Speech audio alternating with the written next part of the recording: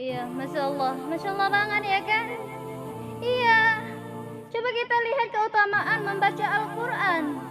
Yang pertama, mendapatkan pahala yang berlimpah ganda. Apa katanya? Rasulullah bilang, barang siapa yang membaca satu huruf dari kitabullah Al-Quran, maka baginya satu kebaikan, dan kebaikan itu akan dilimpahkan menjadi 10 kebaikan pahala. Tidaklah aku katakan bahwa alif lam mim itu satu huruf, akan tetapi alif satu huruf dan lam satu huruf, mim juga satu huruf. Masya Allah, banyak sekali pahalanya kalau begini. Yang kedua apa? Diampuni dosanya dan tidak disiksa oleh Allah. Masya Allah.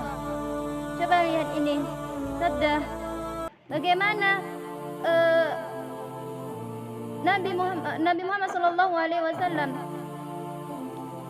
Iqra'ul Qur'ana fa innallaha ta'ala la yu'adzibu qalban wa 'alal Qur'an wa inna hadzal Qur'ana ma'dubutullahi faman dakhala fihi fahuwa aminun wa man ahadal Qur'ana falyabshir. Bacalah Al-Quran karena Allah tidak akan menyiksa hati yang berisi. Al-Quran tidak akan tersiksa. Al-Quran, dan sesungguhnya Al-Quran itu hidangan dari Allah. Masya Allah. Barang siapa yang masuk kepadanya, ya, Al-Quran ini, maka ia akan aman. Dan barang siapa mencintai Al-Quran, maka bergembiralah. Yang ketiga apa? Mendapatkan syafaat, pertolongan dari Allah. Masya Allah. Iqra'ul Qur'ana fa innahu ya'ti yawmal qiyamati syafi'an li ashabih. Bacalah Al-Quran, sesungguhnya pada hari kiamat nanti Al-Quran akan menjadi pemberi syafaat bagi para pembaca. Kita sering membaca Al-Quran di dunia, maka dia akan menjadi syafaat di akhirat nanti. Dialah sahabat kita yang sejati, yang mengenal kita tanpa henti. Coba kita renungkan pada diri kita. Kenapa kita tidak mau memegang Al-Quran? Kenapa kita nggak mau membaca Al-Quran? Bisa jadi hati kita lagi kotor. Istighfar dari sekarang. Ayo sama-sama kita muhasabah, teman-temanku sekalian. Kemudian mendapatkan nikmat derajat kenabian, hanya saja ia tidak mendapatkan wahyu. Masya Allah.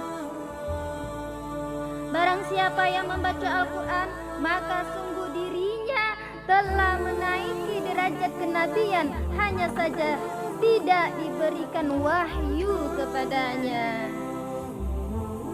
Kalau kita lihat keutamaannya, kurang apa lagi sih? Yang sekarang kita harus ada berkomitmen untuk membaca Al-Quran.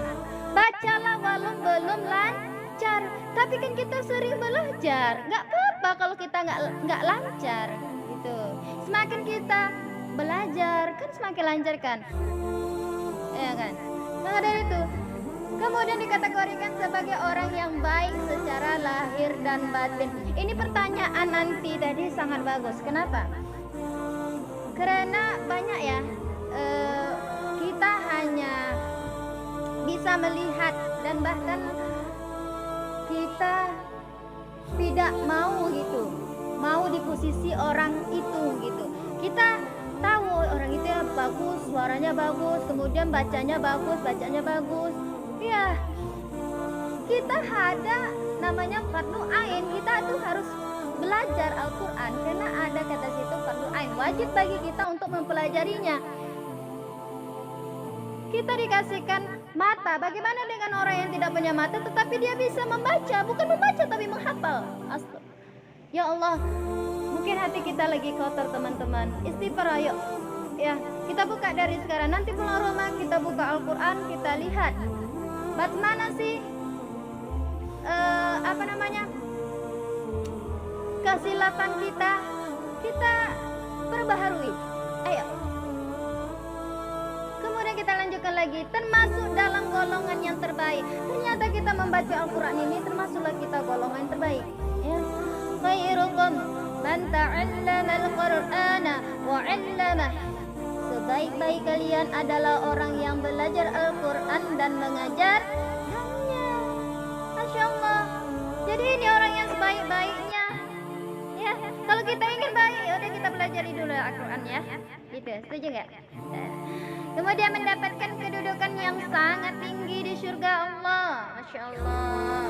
Pada hari kiamat dikatakan kepada pembaca Al-Quran, bacalah dan naiklah serta tartilkan sebagaimana engkau dulu mentartilkan Al-Quran di dunia. Sesungguhnya kedudukanmu di surga di akhir ayat yang engkau baca. Masya Allah. Semakin banyak kita membaca Al-Quran, maka kita semakin tingkatlah derajat kita di surganya Allah. Pengen nggak?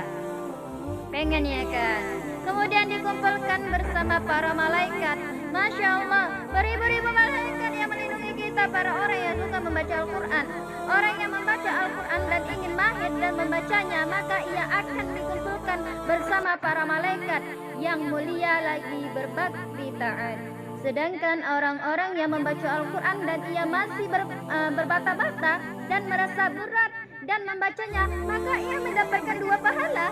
Iya dong, ya kan? Contohnya dia nggak tahu dia membacanya, contoh gitu. Atau dia mau membaca Asy-syamsu wal qamaru bihisban, cuma dia nggak tahu dia membaca Asy-syamsu jadi diulang-ulangnya ya banyak dong pahalanya ya kan, dan bahkan berlimpah-limpah. Ini keistimewaan orang yang mau belajar tentang Al-Quran dan bersama Al-Quran ya. Kemudian mendapatkan derajat yang tinggi di sisi Allah. Innallaha yarfa'u bihadzal kalami aqwaman, ya kan? Ini yang dikatakan sabdanya Rasulullah, sesungguhnya Allah akan meninggikan kedudukan beberapa kaum dengan Al-Quran, dan akan merendahkan kedudukan kaum yang lain dengan Al-Quran. Jadi kita nanti ada nih, oh ini orang yang sering baca Al-Quran, derajat dia lebih tinggi lah kan di sisi Allah. Iya. Contohnya kita di mana-mana di muka bumi aja kita sering diangkatkan derajatnya. Kenapa? Karena kita menghafal Al-Quran. Ataupun kita setelah mempelajari Al-Quran, kita sering baca Al-Quran, derajat kita lebih tinggi daripada mereka. Contohnya seperti itu. Nah, dari sekarang ayolah. Jangan jadi orang yang biasa-biasa aja, udah banyak kok jadilah orang yang luar biasa gitu kan. Dan muslimin dan muslimah rahimakumullah, sahabat-sahabatku sekalian, mendapatkan gembiraan yang paling utama dari Allah. Barang siapa tersibukkan oleh Al-Quran dan zikir kepadaku dari memintaku, maka aku akan berikan padanya pemberian paling utama yang aku berikan kepada orang-orang yang meminta kepadaku. Masya Allah, mendapat pemberian yang paling utama. Ternyata kita ini kalau kita mau belajar Al-Quran dan sering membaca Al-Quran, mau kita minta apa ya silakan, kita dekat sama Allah kok, kan? Masya Allah. Kemudian orang tuanya mendapat mahkota kemuliaan di akhirat. Masya Allah. Kita bayangkan orang tua kita mendapatkan, bukan kita aja tapi orang tua kita juga mendapatkan.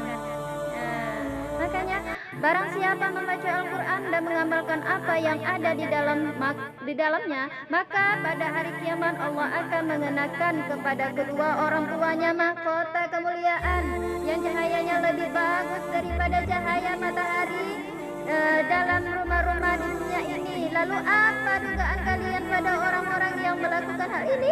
Membaca dan mengamalkan Al-Quran.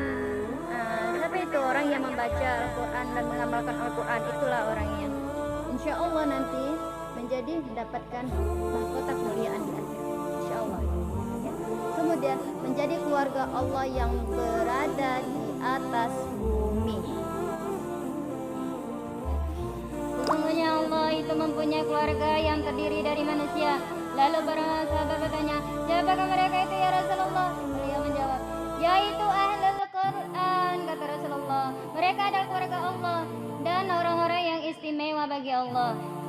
Kemudian mendapatkan ketentraman dan rahmat. Ketika kita membaca Al-Quran terasanya tentramlah hati kita. Tidaklah sesuatu kaum berkumpul dalam sebuah rumah dan rumah-rumah Allah, sedangkan mereka membaca kitab Allah Al-Quran dan mempelajarinya, kecuali ketenangan turun datang kepada mereka, rahmat meliputi mereka, para malaikat mengelilingi mereka, dan Allah menyambut mereka pada orang-orang, dan petunjuk langit yang ada di sisinya. Masya Allah, ketentraman pada diri kita bagi kita membaca Al-Quran, ya. Kemudian yang terakhir, setan akan lari dari rumah yang dibaca di dalamnya, ya kan.